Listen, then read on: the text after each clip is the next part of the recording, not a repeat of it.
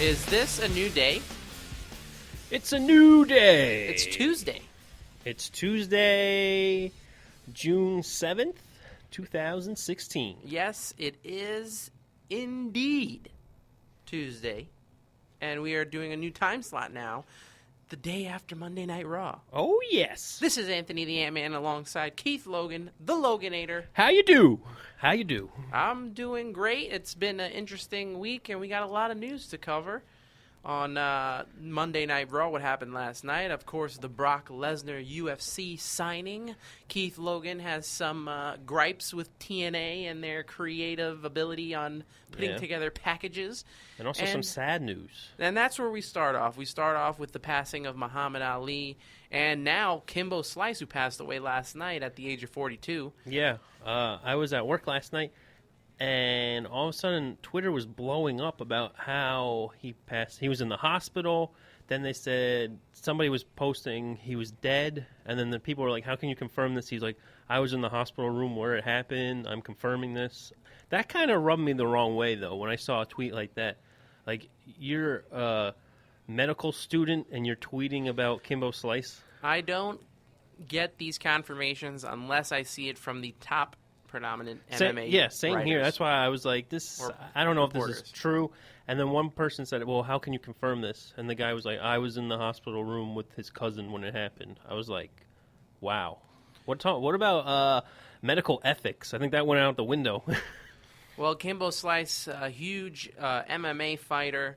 He really didn't have a long career, but he did street fight for a while, and then it brought it into MMA. He also boxed for a while. He was 7-0 in boxing. So, rest in peace, Kimbo Slice.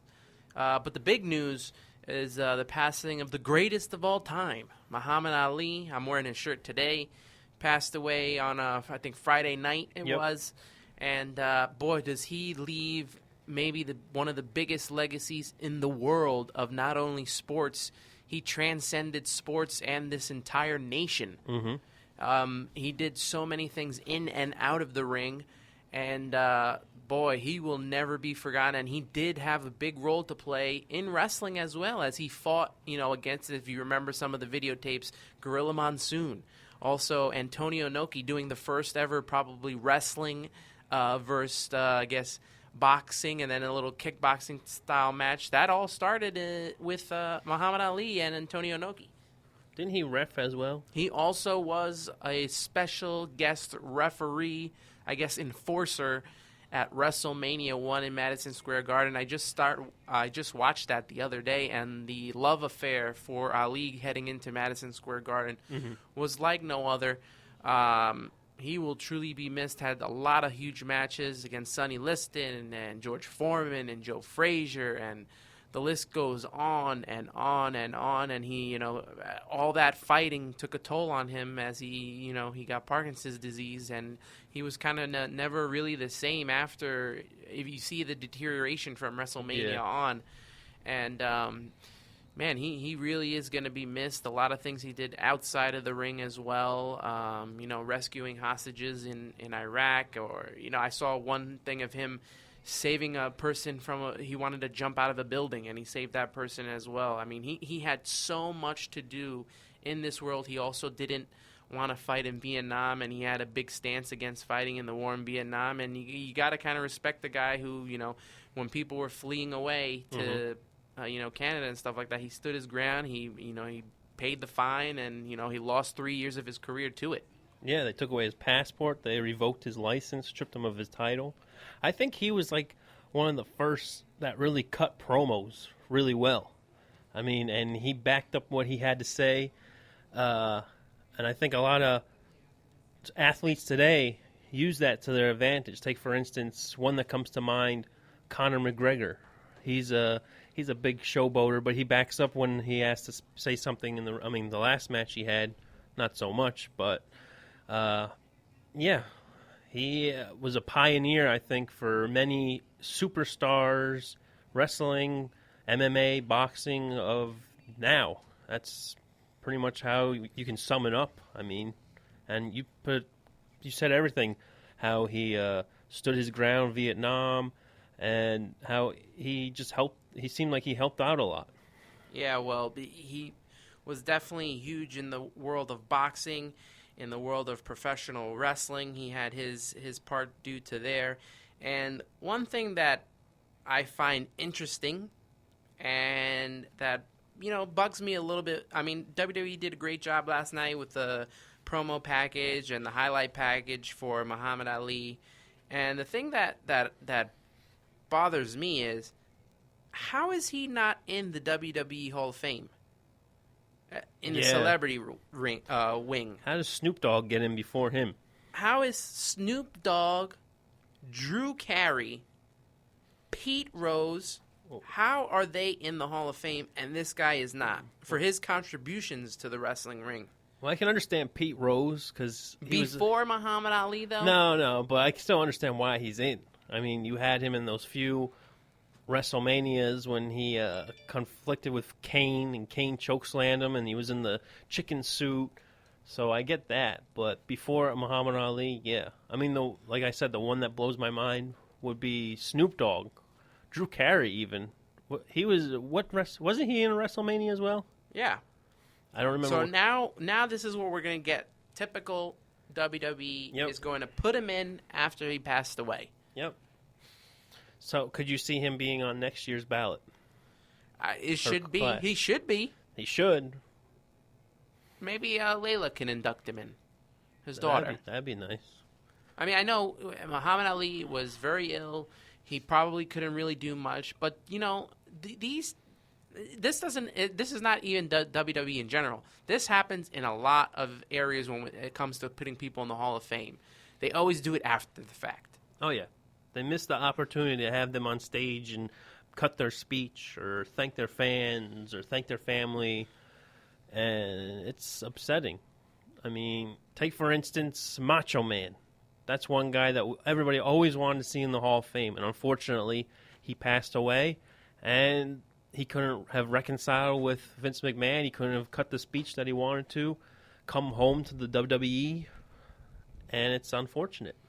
Well, on a weekend that this happened, the passing of an icon, a legend, the greatest of all time, a person who transcended sports and went in from boxing to wrestling, we have another star trying to do the same thing, as in Brock Lesnar now signing with the UFC, will fight at UFC 200. I was told this is huge news because as soon as it happened, I was scolded by Keith Logan telling me to free my day, that we will be watching UFC the night of UFC 200 to watch Lesnar fight. This is big news for you, my friend. You're a huge Lesnar fan. This is huge news, especially, like you said, being a Brock Lesnar fan. I've liked him since he first came into the WWE, and then when he left, many people were angry that he took his ball and ran away, so to speak. But wasn't he sick, though? He was sick, yeah. And then he decided he wanted to try out for football. He made it to the practice squad. I think it was the Vikings he was on. He did that. Then he was in New Japan wrestling for a while. Then he was like, you know what? I'm going to start doing MMA. And people laughed about it. They said, oh, a wrestler crossing over into MMA is just ludicrous. He is different from, as they would say, the fake acting things as WWE is, which we all know, but we still love it regardless. And he proved everybody wrong. He won the heavyweight title. I watched the fight at UFC 91 when he won against Randy Couture, and I lost my mind that night. He's one of a kind. He's an enigma. He's a real enigma. He is. So UFC 200 on July 9th. He was on ESPN yesterday with Hannah Storm. Sat down for an interview. Now I understand why he doesn't cut promos, because he kind of was stumbling over his words a bit. If they had Paul Heyman on with him, I think it would be... I think if you piss him off, he's a good interview.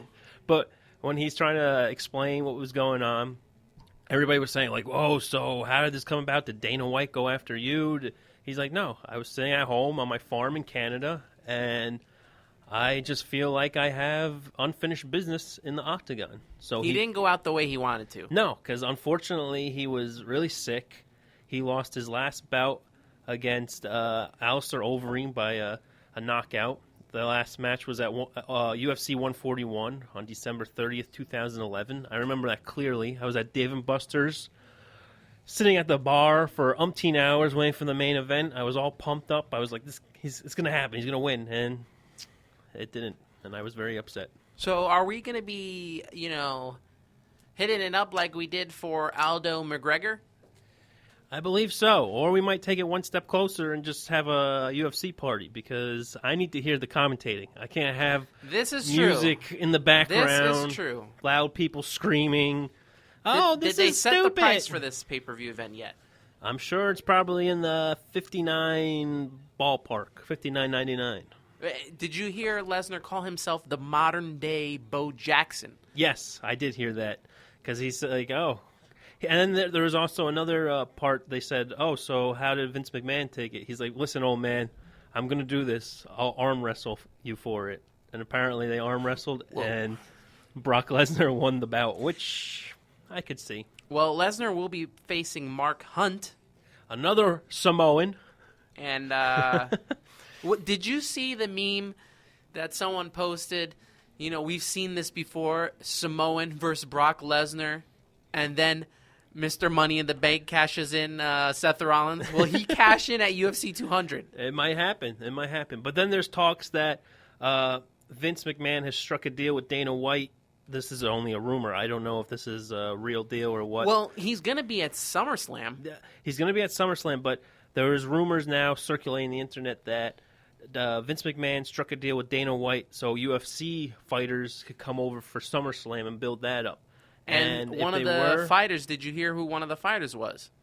There was rumors about one female individual that you and I know quite well. The lovely Paige Van Zandt? Paige Van Zandt, I've heard, and I also heard possibly a Ronda Rousey that was making rumors around. So maybe they save Rousey for WrestleMania. I think that'd be a better idea, but I'm not Vince McMahon, so I don't make the rules. Well, Mark Hunt is 12-10-1. And he's coming off a first-round knockout over Frank Mir in March.